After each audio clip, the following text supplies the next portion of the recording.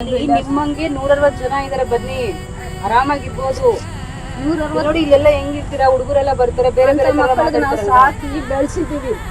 ಆಯ್ತಮ್ಮ, ಆಯ್ತು, ಗೊತ್ತಾಯ್ತಲ್ಲ. ಅಂತ ಮಕ್ಕಳಿಗೆ ಸಾಕಿ 1000 ಜನ ಇರ್ಬೋದು, 100 ಜನ ಇರ್ಬೋದು, 2 ಜನನೇ ಇರ್ಬೋದು. ಅದ್ರ ನೆಟ್ಟಿಗೆ ಬಂದಿರೋದು ಯಾರ್ಯಾರು ಬಂದವ್ರೆ ಅಂತಾನೆ ನೋಡ್ತಾ ಇರೋದು. ನೀವು ಒಂದು ಹುಷಾರಾಗಿರಕ್ಕೆ ಇವರೆಲ್ಲ ಹೇಳ್ತಾರೆ, ಬನ್ನಿ ನಮ್ಮ ಆಶ್ರಮಕ್ಕೆ, ನಾವೆಲ್ಲ ಹೇಳ್ತೀವಿ ನಿಮ್ ಜೊತೆ. ಇಂಥ ಜನ ಬರ್ತಾರೆ ಹೋಯ್ತಾರೆ, ಎಲ್ಲೆಲ್ಲೋ ನೋಡಿದೀನಿ, ಎಷ್ಟೋ ಜನ ಜಾಗದಲ್ಲಿ ನೋಡಿದೀನಿ. ಹೋಗಿ ಬನ್ನಿ ನೀವು ಹೀಗೆ ಹಾಗೆ ಅಂತ. ಅದಕ್ಕೋಸ್ಕರ ಇಲ್ಲೇ ಇದು ಏನ್ ಮಾಡ್ತೀರಾ, ಊಟ ತಿಂಡಿಗೆಲ್ಲ ಏನ್ ಮಾಡ್ತೀರಾ? ಊಟ ತಿಂಡಿ ಪ್ರಶ್ನೆ ಇಲ್ಲ ಸರ್ ಮೇಡಮ್.